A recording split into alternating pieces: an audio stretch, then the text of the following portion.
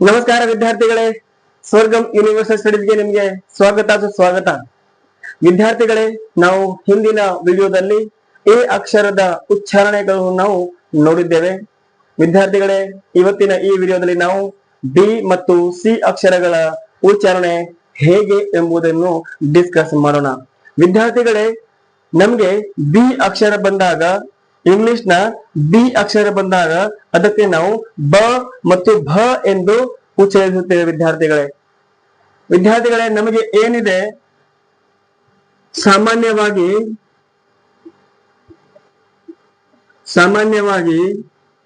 B ಅಕ್ಷರವನ್ನು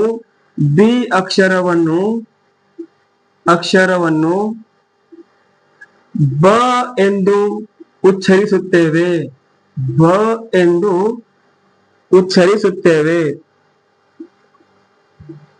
ವಿದ್ಯಾರ್ಥಿಗಳೇ, B ಎಂದು ಉಚ್ಚರಿಸುತ್ತೇವೆ. ನೀವು ಬಿ ನಿಂದ ಪ್ರಾರಂಭವಾಗುವಂತದ್ದು ಅಂದ್ರೆ ಬಿ ನಿಂದ ಪ್ರಾರಂಭವಾಗುವಂತದ್ದು ಅಥವಾ ಬಿ ನಮಗೆ ಎಲ್ಲಿ ಏನಿದೆ ಬಿ ಎಂಬ ಲೆಟರ್ ಬಂದಿದ್ದೆ ಆದರೆ ನಾವು ಅದಕ್ಕೆ ಬ ಎಂದು ಉಚ್ಚರಿಸಬೇಕು. ಎಕ್ಸಾಂಪಲ್ ಏನಿದೆ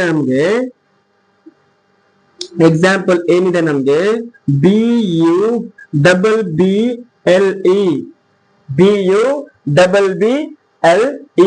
ಇದಕ್ಕೆ ನಾವು ಎಂದು ಉಚ್ಚರಿಸುತ್ತೇವೆ ಬಬಲ್. ಏನು ವಿದ್ಯಾರ್ಥಿಗಳೇ? ಬಬಲ್ ಎಂದು ಉಚ್ಚರಿಸುತ್ತೇವೆ. ಇದು ನೋಡಿ, ಬಿ ಅಕ್ಷರ ಬಂದಿದ್ದೆ ಆದ್ರೆ ನಾವು ಅದಕ್ಕೆ ಬ ಎಂದು ಉಚ್ಚರಿಸಬೇಕು. ಇಲ್ಲಿ ಕೂಡ ಬಿ ಬಂದಿದೆ, ಇದಕ್ಕೆ ನಾವು ಏನ್ ಹೇಳ್ತೀವಿ ವಿದ್ಯಾರ್ಥಿಗಳೇ?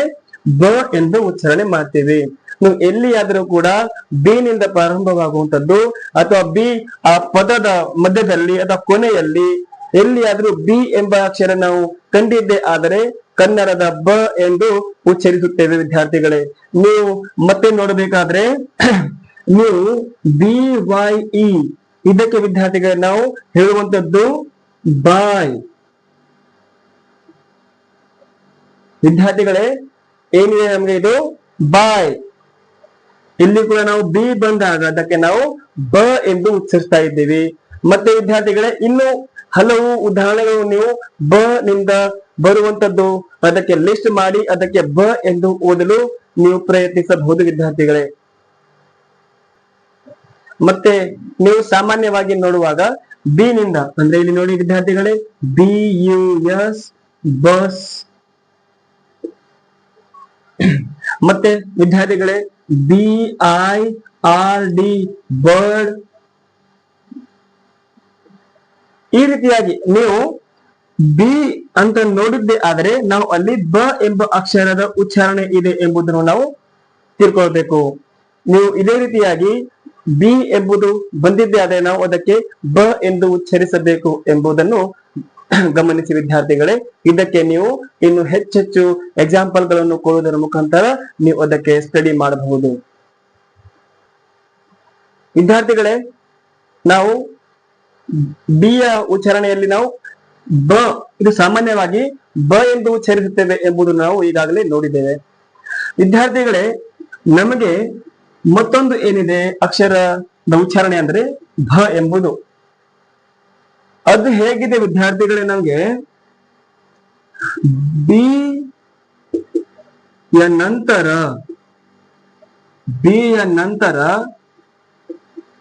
ಎಚ್ ಬಂದರೆ, ಬಿ ಯ ನಂತರ ಎಚ್ ಬಂದರೆ ಬಿ ಯ ಉಚ್ಚಾರಣೆ ಭ ಆಗುತ್ತದೆ. ಬಿ ಯ ಉಚ್ಚಾರಣೆ ಭ ಆಗುತ್ತದೆ. ಹೇಗೆ? ಎಕ್ಸಾಂಪಲ್ ನೋಡಿ ವಿದ್ಯಾರ್ಥಿಗಳೇ, ನೀವು ಇಲ್ಲಿ B H A R T H, ಇದಕ್ಕೆ ನಾವು ಭಾರತ್ ಎಂದು ಉಚ್ಚರಿಸುತ್ತೇವೆ. ವಿದ್ಯಾರ್ಥಿಗಳೇ, ಭಾರತ್. ಇಲ್ಲಿ ಕೂಡ ನಾವು ಬಿ ಮತ್ತು ಎಚ್ ನೋಡಿದ್ದೇವೆ, ಇದಕ್ಕೆ ನಾವು ಹೇಳ್ತೇವೆ ವಿದ್ಯಾರ್ಥಿಗಳೇ ಭಾರತ್. ಮತ್ತೆ B H A G A Bhagat Singh. ನಾವು BH ನಿಂದ ಭ ಎಂದು ಉಚ್ಚಾರಣೆ ಮಾಡುತ್ತೇವೆ ಎಂಬುದು ನಿಮಗೆ ಗೊತ್ತಾಗಬೇಕು ವಿದ್ಯಾರ್ಥಿಗಳೇ. ಹೀಗೆ ನೀವು ಬಿ ನಂತರ ಎ ಬಂದರೆ ಬ, ಬಿ ನಂತರ ಐ ಬಂದರೆ ಬಿ ನಂತರ ಡಬಲ್ ಇ ಬಂದರೆ ಬಿ. ಹೀಗೆ ನೀವು ಕ ಕ ಕಿಕಿಯ ಮುಖಾಂತರ ಬ ಅನ್ನು ನಾವು ಕರೆಕ್ಟ್ ಆಗಿ ತಿಳ್ಕೊಳ್ಬಹುದು. ಯಾವಾಗ ಬ ಉಚ್ಚಾರಣೆ ಮಾಡಬೇಕು, ಯಾವಾಗ ಬಿ ಅಂತ ಹೇಳಬೇಕು, ಯಾವಾಗ ಬು ಅಂತ ಹೇಳಬೇಕು, ಅವೆಲ್ಲ ಉದಾಹರಣೆಗಳು ನಾವು ಹೀಗೆ ಅವೆಲ್ಲ ಒಂದು ಸಿರೀಸ್ ಅಲ್ಲಿ ನಾವು ನೋಡ್ತಾ ಹೋಗ್ತೀವಿ ವಿದ್ಯಾರ್ಥಿಗಳೇ. ಆದ್ರೆ ಇಲ್ಲಿ ಒಂದು ಪಾಯಿಂಟ್ ನಮಗೆ ಗೊತ್ತಾಗಬೇಕು, ಬಿ ಬಂದಿದ್ದೆ ಆದ್ರೆ ನಾವು ಅದಕ್ಕೆ ಬ ಎಂದು ಉಚ್ಚರಿಸ್ತೇವೆ. ಒಂದು ವೇಳೆ ಬಿ ಯ ನಂತರ ಎಚ್ ಬಂದಿದ್ದೆ ಆದ್ರೆ ನಾವು ಅದಕ್ಕೆ ಭ ಎಂದು ಉಚ್ಚರಿಸಬೇಕು ವಿದ್ಯಾರ್ಥಿಗಳೇ. ನಮ್ಗೆ ಸಿ ಅಕ್ಷರದ ಉಚ್ಚಾರಣೆ ಏನೇನಿದೆ ಎಂಬುದನ್ನು ನಾವು ಈಗ ಡಿಸ್ಕಸ್ ಮಾಡೋಣ. ಇಂಗ್ಲಿಷ್ ಆಲ್ಫಾಬೆಟ್ ನ ಸಿ ಲೆಟರ್ ಏನಿದೆ ವಿದ್ಯಾರ್ಥಿಗಳೇ, ನಮಗೆ ಉಚ್ಚಾರಣೆ ಮಾಡುವಾಗ 3 ರೀತಿಯಾಗಿ ನಾವು ಅದಕ್ಕೆ ಉಚ್ಚಾರಣೆ ಮಾಡ್ತೇವೆ. ಒಂದು, ಅದನ್ನು ಸ ಎಂದು ಉಚ್ಚಾರಣೆ ಮಾಡಿದರೆ, ಮತ್ತೊಂದು ಸಂದರ್ಭದಲ್ಲಿ ಅದಕ್ಕೆ ನಾವು ಕ ಎಂದು ಉಚ್ಚಾರಣೆ ಮಾಡುತ್ತೇವೆ, ಹಾಗೂ ಶ ಎಂದು ಕೂಡ ಅದಕ್ಕೆ ನಾವು ಉಚ್ಚಾರಣೆ ಮಾಡುತ್ತೇವೆ. ವಿದ್ಯಾರ್ಥಿಗಳೇ, ಸಿ ಅಕ್ಷರಕ್ಕೆ ಇರುವ 3 ಉಚ್ಚಾರಣೆಗಳು ಏನೆಂದರೆ, ಸಿ ಅನ್ನು ನಾವು ಸ, ಕ ಮತ್ತು ಶ ಎಂದು ಉಚ್ಚರಿಸುತ್ತೇವೆ. ಈ 3 ಸೌಂಡ್ಗಳು ನಾವು ಉಚ್ಚಾರಣೆ ಮಾಡುವಾಗ ಬೇರೆ ಬೇರೆ ರೀತಿಯಲ್ಲಿ ಬೇರೆ ಬೇರೆ ನಿಯಮಗಳ ಪ್ರಕಾರ ನಾವು ಅದಕ್ಕೆ ಉಚ್ಚಾರಣೆ ಮಾಡುತ್ತೇವೆ ವಿದ್ಯಾರ್ಥಿಗಳೇ. ನಾವು ಈಗ ಮೊಟ್ಟ ಮೊದಲನೇದಾಗಿ ಸಿಯ ಅಕ್ಷರದ ಸ ಉಚ್ಚಾರಣೆ ಯಾವಾಗ ಮಾಡಬೇಕು, ಯಾವ ಸಂದರ್ಭದಲ್ಲಿ ಮಾಡಬೇಕು ಎಂಬುದನ್ನು ನಾವು ಈಗ ಡಿಸ್ಕಸ್ ಮಾಡೋಣ ವಿದ್ಯಾರ್ಥಿಗಳೇ. ನಮಗೆ ಮೊದಲನೇದಾಗಿ ಒಂದು ರೂಲ್ ಏನಿದೆ ಅಂದ್ರೆ, ಸಿ ಲೆಟರ್ ನ ನಂತರ ಸಿ ಅಕ್ಷರದ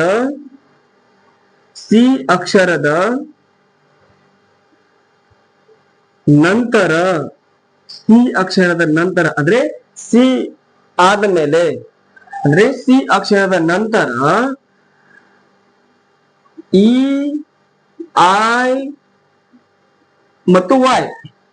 ವಿದ್ಯಾರ್ಥಿಗಳೇ, ಸಿ ಅಕ್ಷರದ ನಂತರ ಇ, ಐ ಮತ್ತು ವೈ ಎಂಬ ಅಕ್ಷರಗಳು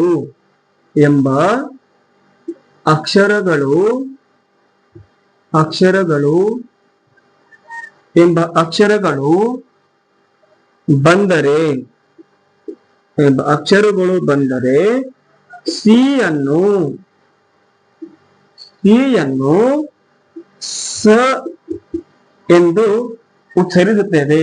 ಸಿ ಅನ್ನು ಸ ಎಂದು ಉಚ್ಚರಿಸುತ್ತೇವೆ.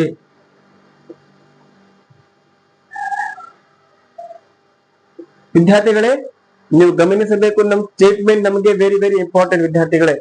ನಾವು ಏನಾದ್ರೂ ಕಲಿಬೇಕಾದ್ರೆ ಅದಕ್ಕೆ ಸ್ಟೇಟ್ಮೆಂಟ್ ಏನಿದೆ, ಅದರ ಡೆಫಿನೇಷನ್ ಏನಿದೆ ಎಂಬುದನ್ನು ತಿಳಿದುಕೊಳ್ಳುವುದು ಮುಖ್ಯವಾಗಿದೆ. ನಾವು ಸಿ ಅಕ್ಷರದ ನಂತರ ಏನಾದ್ರೂ ಅಂದ್ರೆ ಎಕ್ಸಾಕ್ಟ್ ಆಗಿ ನೆಕ್ಸ್ಟ್ ಟು ಸಿ ಲೆಟರ್ ಅಲ್ಲಿ ನಮಗೆ ಇ, ಐ, ವೈ ಎಂಬ ಅಕ್ಷರಗಳು ಬಂದರೆ ಸಿ ಅನ್ನು ಸ ಎಂದು ಉಚ್ಚರಿಸಬೇಕು ಎಂಬುದು ನಮಗೆ ಒಂದು ನಿಯಮವಿದೆ ವಿದ್ಯಾರ್ಥಿಗಳೇ. ನಾವು ಅದಕ್ಕೆ ಎಕ್ಸಾಂಪಲ್ ಮುಖಾಂತರ ನೋಡುವಾಗ ವಿದ್ಯಾರ್ಥಿಗಳೇ, ನೀವು C, I, R, C, L ವಿದ್ಯಾರ್ಥಿಗಳೇ, ಈ ಪದವನ್ನು ಗಮನಿಸಬೇಕು. ಇದಕ್ಕೆ ನಾವು ಏನೆಂದು ಉಚ್ಚರಿಸುತ್ತೇವೆ ವಿದ್ಯಾರ್ಥಿಗಳೇ? ಸರ್ಕಲ್. ವಿದ್ಯಾರ್ಥಿಗಳೇ, ಇದಕ್ಕೆ ನಾವು ಹೇಳ್ತೇವೆ ಸರ್ಕಲ್. ಇಲ್ಲಿ ನೋಡ್ಬೇಕು ನೀವು, ಸಿ ಯ ನಂತರ ಐ ಬರ್ತಾ ಇದೆ. ಸಿ ಯ ನಂತರ ಐ ಬಂದರೆ ಸಿ ಅನ್ನು ಸ ಎಂದು ಉಚ್ಚರಿಸಬೇಕು ಎಂಬುದು ಒಂದು ರೂಲ್ ಆಯ್ತು ವಿದ್ಯಾರ್ಥಿಗಳೇ. ಮತ್ತೆ ವಿದ್ಯಾರ್ಥಿಗಳೇ, ನಮಗೆ ಸಿ ಐ ಟಿ ವೈ ಇದಕ್ಕೆ ನಾವು ಸಿಟಿ ಎಂದು ಉಚ್ಚರಿಸುತ್ತೇವೆ. ಇಲ್ಲಿ ಕೂಡ ನೀವು ನೋಡಬಹುದು ವಿದ್ಯಾರ್ಥಿಗಳೇ, ಸಿ ಯ ನಂತರ ಐ ಬರ್ತಾ ಇದೆ, ಅದಕ್ಕೆ ನಾವು ಸ ಎಂದು ಉಚ್ಚರಿಸ್ತಾ ಇದ್ದೀವಿ. ಮತ್ತೆ ವಿದ್ಯಾರ್ಥಿಗಳೇ, ನೀವು ನೋಡಬಹುದು ಇಲ್ಲಿ ನಾವು CYCLE CYCLE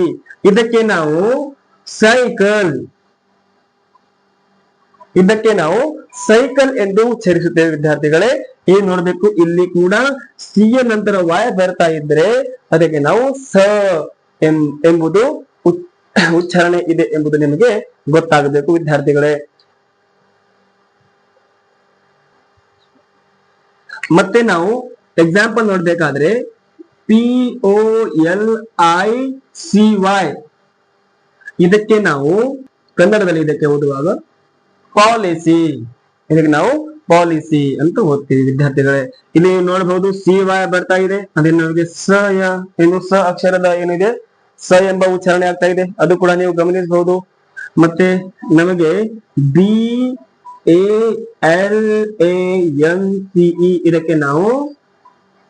BALANCE ಇದಕ್ಕೆ ನಾವು ಬ್ಯಾಲೆನ್ಸ್ ಎಂದು ಉಚ್ಚರಿಸ್ತೇವೆ ವಿದ್ಯಾರ್ಥಿಗಳೇ. ಇಲ್ಲಿ ಕೂಡ ನೋಡಬಹುದು ನೀವು CE ಬರ್ತಾ ಇದೆ, ಸ ಎಂಬುದು ಉಚ್ಚಾರಣೆ ಆಗ್ತಾ ಇದೆ. CY ಬರ್ತಾ ಇದೆ, ಸ ಎಂಬ ಉಚ್ಚಾರಣೆ ಇದೆ. CY ಬರ್ತಾ ಇದೆ, ಸ ಎಂಬ ಉಚ್ಚಾರಣೆ ಇದೆ.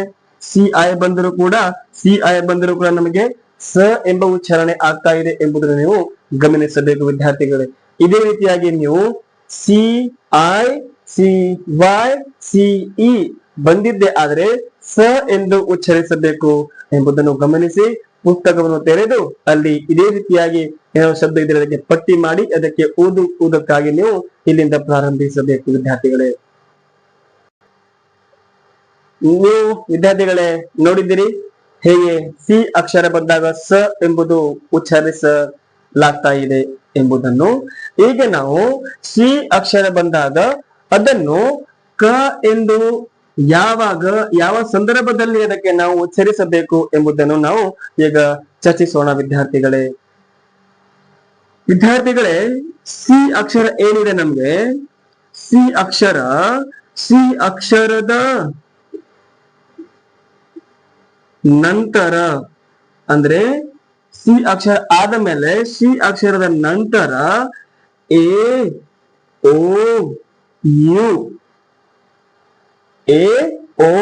ಯು ಬಂದರೆ ಯು ಅಕ್ಷರಗಳು ಬಂದರೆ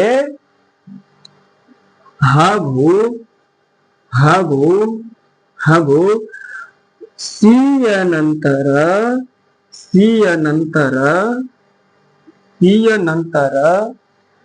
ಯಾವುದೇ ಕಾನ್ಸನೆಂಟ್ ಲೆಟರ್, ಯಾವುದೇ ವ್ಯಂಜನ ಅಕ್ಷರ ಕಾನ್ಸನೆಂಟ್ ಲೆಟರ್, ಯಾವುದೇ ಕಾನ್ಸನೆಂಟ್ ಲೆಟರ್ ಬಂದರೆ ಸಿ ಅನ್ನು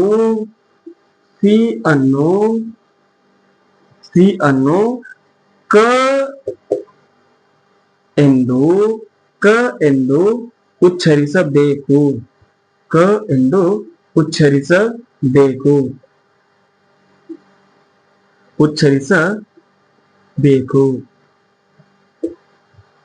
ವಿದ್ಯಾರ್ಥಿಗಳೇ, ಸ್ಟೇಟ್ಮೆಂಟ್ ಏನಿದೆ ನಮ್ಗೆ ಇಲ್ಲಿ ಸಿ ಅಕ್ಷರದ ನಂತರ ಎ ಓ ಯು ಬಂದರೆ ಹಾಗೂ ಸಿಯ ನಂತರ ಯಾವುದೇ ಕಾನ್ಸನೆಂಟ್ ಲೆಟರ್ ಬಂದರೆ ಸಿ ಅನ್ನು ನಾವು ಕ ಎಂದು ಉಚ್ಚರಿಸಬೇಕು ಅಥವಾ ಸಿ ಎಂದು ಉಚ್ಚರಿಸಲಾಗುತ್ತದೆ ಎಂಬುದು. ನಮಗೆ ಇಲ್ಲಿ ಎರಡು ನಿಯಮಗಳಿವೆ ವಿದ್ಯಾರ್ಥಿಗಳೇ. ಒಂದು ನಿಯಮ ಏನಿದೆ ಅಂದ್ರೆ ಸಿಯ ನಂತರ ಎ ಓ ಯು ಬಂದರೆ ಅದಕ್ಕೆ ಕ ಎಂದು ಉಚ್ಚರಿಸಬೇಕು. ಮತ್ತು ಎರಡನೇ ಆಗಿ ನಮಗೆ ನಿಯಮ ಏನಿದೆ ವಿದ್ಯಾರ್ಥಿಗಳೇ, ಸಿ ಯ ನಂತರ ಕಾನ್ಸನೆಂಟ್ ಸೌಂಡ್ ಬಂದಿದ್ದೆ ಆದರೆ ಸಿ ಅನ್ನು ಕ ಎಂದು ಉಚ್ಚರಿಸಬೇಕು ಎಂಬುದನ್ನು ನಾವು ಈಗ ಎಕ್ಸಾಂಪಲ್ ಮುಖಾಂತರ ನೋಡೋಣ ವಿದ್ಯಾರ್ಥಿಗಳೇ. ನೀವು ಇಲ್ಲಿ ನೋಡ್ಬೇಕಾದ್ರೆ ಎಕ್ಸಾಂಪಲ್ ನೋಡ್ಕೋಬೇಕಾದ್ರೆ ನಮಗೆ CAKE ಇಲ್ಲಿ ನೋಡ್ಬೇಕು. ಸಿ ಯ ನಂತರ ಎ ಬಂದಿದೆ, ಇದಕ್ಕೆ ನಾವು ಏನೆಂದು ಉಚ್ಚರಿಸಬೇಕು ವಿದ್ಯಾರ್ಥಿಗಳೇ? ಕೇಕ್. ಏನೆಂದು ಉಚ್ಚರಿಸುತ್ತೇವೆ ನಾವು ಇದಕ್ಕೆ ಕೇಕ್ ಎಂದು ಉಚ್ಚರಿಸುತ್ತೇವೆ. ಮತ್ತೆ ವಿದ್ಯಾರ್ಥಿಗಳನ್ನು ನೋಡ್ಬೇಕು, CABLE, CABLE ಅದಕ್ಕೆ ನಾವು ಕೇಬಲ್, ಇದಕ್ಕೆ ನಾವು ಕೇಬಲ್ ಎಂದು ಉಚ್ಚರಿಸುತ್ತೇವೆ. ಇಲ್ಲಿ ಸಿ ನಂತರ ಎ ಬರ್ತಾ ಇದ್ರೆ ಅದಕ್ಕೆ ನಾವು ಕ ಎಂದು ಉಚ್ಚರಿಸಬೇಕು. ಇದಕ್ಕೆ ವಿದ್ಯಾರ್ಥಿಗಳೇ ಮತ್ತೊಮ್ಮೆ ಸಿ ನಂತರ ಓ ಬಂದರೆ, ಸಿ ನಂತರ ಓ ಬಂದರೆ ಕೂಡ ನಾವು ಸಿ ಅನ್ನು ಕ ಎಂದು ಉಚ್ಚರಿಸಬೇಕು. ಅದಕ್ಕೆ ಉದಾಹರಣೆ ವಿದ್ಯಾರ್ಥಿಗಳೇ COLOUR. ವಿದ್ಯಾರ್ಥಿಗಳೇ ಇದನ್ನು ನಾವು ಕಲರ್ ಎಂದು ಉಚ್ಚರಿಸುತ್ತೇವೆ. ಇಲ್ಲಿ ನೋಡಬೇಕು ವಿದ್ಯಾರ್ಥಿಗಳೇ, ನೀವು CO ಇಲ್ಲಿ ಗಮನಿಸಬೇಕು, CA. ಮತ್ತೆ ವಿದ್ಯಾರ್ಥಿಗಳೇ ನೀವು ಸಿ ನಂತರ ಯು ಬಂದರೆ, ಅದಕ್ಕೆ ನಾವು ಕ ಎಂದು ಉಚ್ಚರಿಸಬೇಕು ವಿದ್ಯಾರ್ಥಿಗಳೇ. ಅದಕ್ಕೆ ಎಕ್ಸಾಂಪಲ್ CUTE, ಇದಕ್ಕೆ ನಾವು ಕ್ಯೂಟ್ ಎಂದು ಉಚ್ಚರಿಸ್ತಾ ಇದ್ದೀವಿ. ಇದೇ ರೀತಿಯಾಗಿ ನಾವು ಸಿ ಅಕ್ಷರದ ನಂತರ AOU ಬಂದರೆ ಅದನ್ನು ನಾವು ಕ ಎಂದು ಉಚ್ಚರಿಸಬೇಕು ಎಂಬುದನ್ನು ನೀವು ಇಲ್ಲಿ ಗಮನಿಸಿದ್ದೀರಿ ವಿದ್ಯಾರ್ಥಿಗಳೇ. ಇದಕ್ಕೆ ನೀವು ಎಕ್ಸಾಂಪಲ್ ಬರೆಯುವುದರ ಮುಖಾಂತರ ನೀವು ಇದಕ್ಕೆ ಮತ್ತೆ ಪ್ರಾಕ್ಟೀಸ್ ಮಾಡಿ ನಿಮ್ಮ ಓದುವಿಕೆಯನ್ನು ನೀವು ಎನ್ರಿಚ್ ಮಾಡ್ಕೊಳ್ಳಬಹುದು. ವಿದ್ಯಾರ್ಥಿಗಳೇ, ಈಗ ನಾವು ಎರಡನೇ ರೂಲ್ಸ್ ಏನಿದೆ, ನಮಗೆ ಸಿ ನಂತರ ಯಾವುದಾದ್ರೂ ಒಂದು ಕಾನ್ಸೋನೆಂಟ್ ಲೆಟರ್ ಬಂದರೆ ಸಿ ಅನ್ನು ನಾವು ಕ ಎಂಬುದಾಗಿ ಉಚ್ಚರಿಸಬೇಕು ವಿದ್ಯಾರ್ಥಿಗಳೇ. ಎಕ್ಸಾಂಪಲ್ ಮುಖಾಂತರ ನಾವು ತಿಳ್ಕೊಬೇಕಾದ್ರೆ, ನೀವು ಈಗಾಗಲೇ ಒಂದು ಉದಾಹರಣೆ ನಾವು ನೋಡಿದ್ದೀವಿ. ಅಲ್ಲಿ CIRCLE. ನಮಗೆ ಒಂದು ರೂಲ್ ಏನಿದೆ ವಿದ್ಯಾರ್ಥಿಗಳೇ, ಸಿ ನಂತರ ಐ, ಸಿ ನಂತರ ಇ, ಸಿ ನಂತರ ವೈ ಬಂದ್ರೆ ಸ ಎಂಬುದು ಇದೆ. ಆದ್ರೆ ಇದು ಈ ಎರಡನೇ ನಿಯಮದ ಪ್ರಕಾರ ಸಿ ನಂತರ ಯಾವುದಾದ್ರೂ ಒಂದು ಕಾನ್ಸನೆಂಟ್ ಲೆಟರ್ ಬರ್ತಾ ಇದ್ರೆ ವಿದ್ಯಾರ್ಥಿಗಳನ್ನು ಗಮನಿಸಬೇಕು. ಇಲ್ಲಿ ಸಿ ನಂತರ ಎಲ್ ಬರ್ತಾ ಇದೆ, ಎಲ್ ಒಂದು ಕಾನ್ಸನೆಂಟ್ ಲೆಟರ್ ಇದೆ ಅಲ್ವಾ, ಅದಕ್ಕಾಗಿ ನಾವು ಅದನ್ನು ಸರ್ಕಲ್ ಏನೆಂದು ವಿದ್ಯಾರ್ಥಿಗಳು ನಾವು ಉಚ್ಚರಿಸ್ತೀವಿ, ಇಲ್ಲಿ ಸರ್ಕಲ್. ಇಲ್ಲಿ ಕ ಎಂಬುದು ಇಲ್ಲಿ ಸಿ ಎಲ್ ನ ಉಚ್ಚಾರಣೆ ಆಗಿದೆ, ಸಿ ಯ ಉಚ್ಚಾರಣೆಯಲ್ಲಿ ಕ ಆಗಿದೆ ಎಂಬುದನ್ನು ನೀವು ಗಮನಿಸಬೇಕು. ಮತ್ತೆ ವಿದ್ಯಾರ್ಥಿಗಳೇ CROW, ಇದಕ್ಕೆ ನಾವು CROW ಕ್ರೌ, CROW ಕ್ರೌ. ವಿದ್ಯಾರ್ಥಿಗಳೇ CROW ಇದಕ್ಕೆ ನಾವು ಕ್ರೋ. ಇಲ್ಲಿ ನೋಡಬಹುದು ಸಿ ಎ ನಂತರ ಆರ್ ಬರ್ತಾ ಇದೆ, ಅಂದ್ರೆ ಒಂದು ಕಾನ್ಸನೆಂಟ್ ಲೆಟರ್ ಬರ್ತಾ ಇದೆ. ಸಿ ಎಂಬ ಅಕ್ಷರ ಏನಿದೆ ಕ ಎಂದು ಉಚ್ಚರಿಸಲಾಗ್ತಾ ಇದೆ.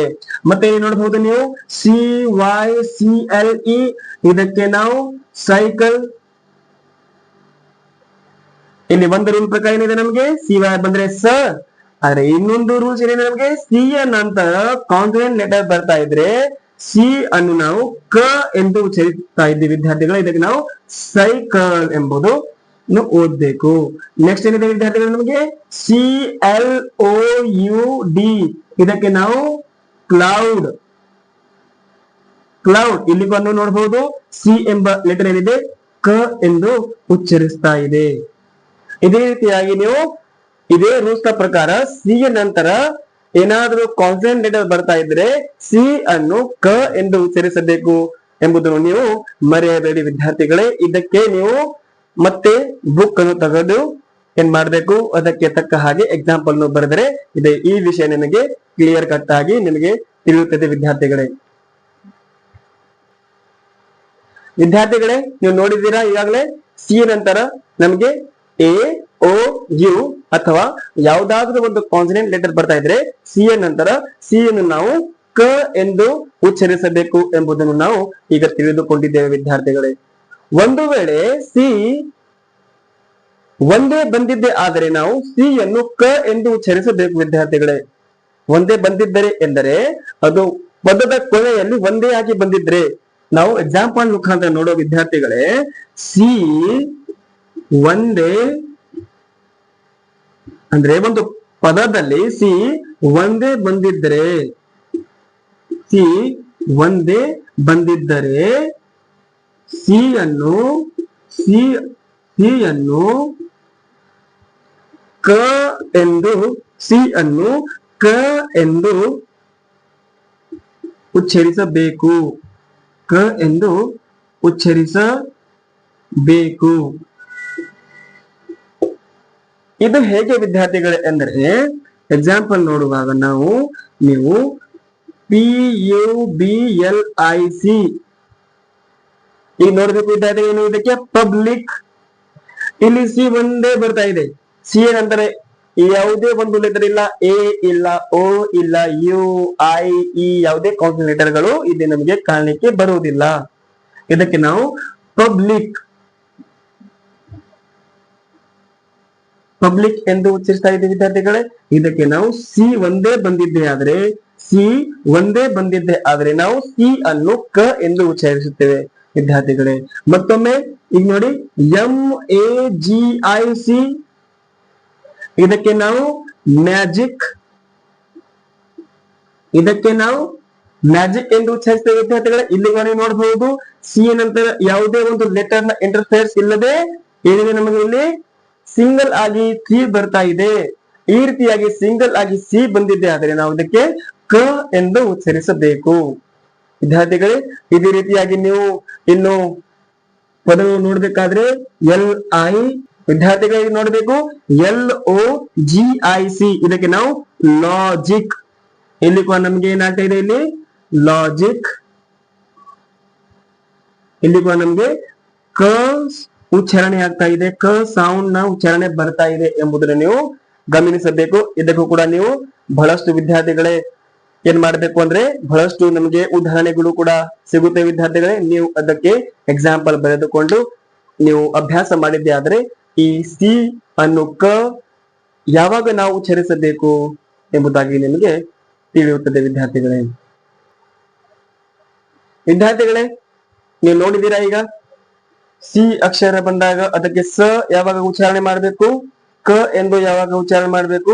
ಈಗ ನಾವು ಕೊನೆಯದಾಗಿ ಸಿ ಅಕ್ಷರ ಬಂದರೆ ಅದಕ್ಕೆ ನಾವು ಶ ಎಂದು ಯಾವಾಗ ಉಚ್ಚಾರಣೆ ಮಾಡಬೇಕು ಎಂಬುದನ್ನು ನಾವು ನೋಡ್ತಾ ಹೋಗೋಣ ವಿದ್ಯಾರ್ಥಿಗಳೇ. ನೀವು ಇದಕ್ಕಿಂತ ಮುಂಚೆ ಇದೇ ವಿಡಿಯೋ ಸ್ಲೈಡ್ ಅಲ್ಲಿ ನೀವು ನೋಡಿದ್ದೀರಾ, ಸಿ ಯ ನಂತರ IEY ಬಂದರೆ ಸಿ ಅನ್ನು ಸ ಎಂದು ಉಚ್ಚರಿಸ್ತಾ ಇದ್ದೀವಿ ನಾವು ವಿದ್ಯಾರ್ಥಿಗಳೇ. ಇಲ್ಲಿ ಕೂಡ ಇದೇ ರೀತಿಯಾಗಿ ನಮಗೆ ಇದೇ ಸಮನಾಗಿ ರೂಲ್ಸ್ ಇದೆ. ಏನಿದೆ ಅಂದ್ರೆ, ಸಿ ಯ ನಂತರ EIY, ಸಿ ಯ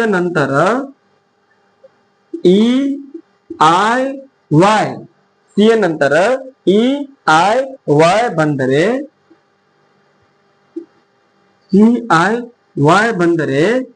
ಸಿ ಅನ್ನು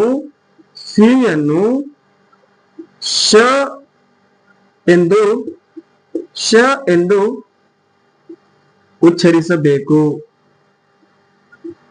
ಎಂದು ಉಚ್ಚರಿಸಬೇಕು.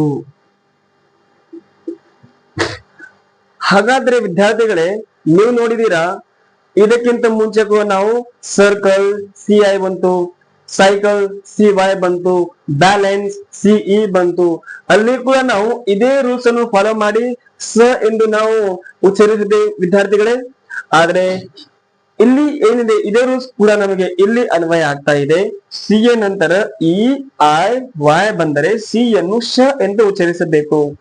ಆದ್ರೆ ಇಲ್ಲಿ ನಮಗೆ ಇದೆ ವಿದ್ಯಾರ್ಥಿಗಳೇ, ಒಂದು ನೋಟ್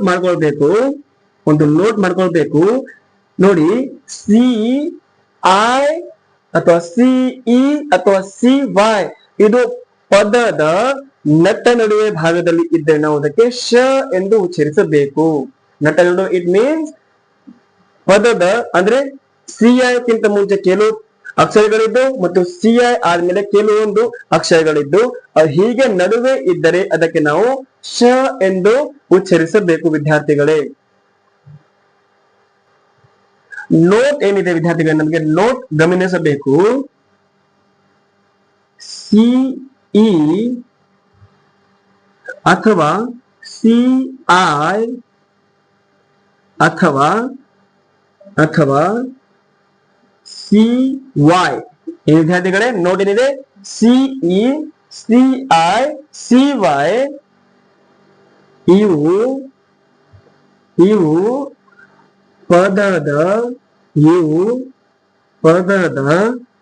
ಮಧ್ಯದಲ್ಲಿ ಬಂದರೆ ಪದದ ಮಧ್ಯದಲ್ಲಿ ಮಿಡಲ್ ಪ್ಲೇಸ್ ಅಲ್ಲಿ ಬಂದರೆ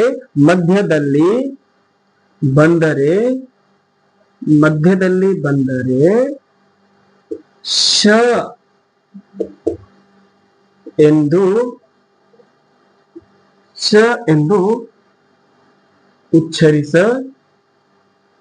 ಉಚ್ಚರಿಸಬೇಕು ವಿದ್ಯಾರ್ಥಿಗಳು ನೋಡಿದರೆ ನಮಗೆ ಸಿಇ ಸಿಐ ಅಥವಾ ಸಿವೈ ಇವು ಪದದ ಮಧ್ಯದಲ್ಲಿ ಬಂದರೆ ಇದನ್ನು ನಾವು ಸ ಎಂದು ಉಚ್ಚರಿಸಬಾರದು ವಿದ್ಯಾರ್ಥಿಗಳೇ, ಶ ಎಂದು ಉಚ್ಚರಿಸಬೇಕು. ನಾವು ಎಕ್ಸಾಂಪಲ್ ಮುಖಾಂತರ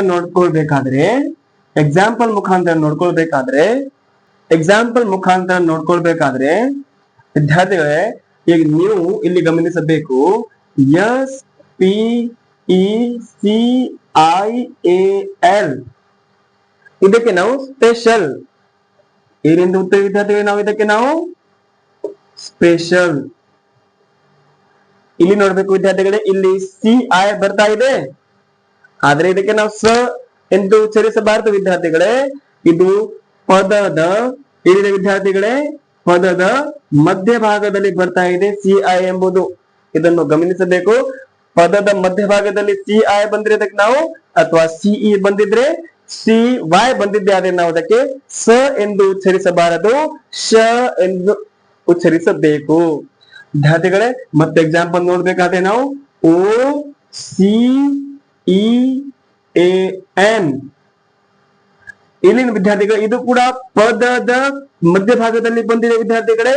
ಇದಕ್ಕೆ ನಾವು ಓದ್ಬೇಕು ಓಷನ್. ಏನೆಂದು ಓದ್ಬೇಕು ವಿದ್ಯಾರ್ಥಿಗಳೇ, ನಾವು ಇದಕ್ಕೆ ಓಷನ್. ಮತ್ತೆ ವಿದ್ಯಾರ್ಥಿಗಳೇ FACIAL ಇದಕ್ಕೆ ನಾವು ವಿದ್ಯಾರ್ಥಿಗಳು ಹೇಳ್ತೀವಿ ಫೇಶಿಯಲ್.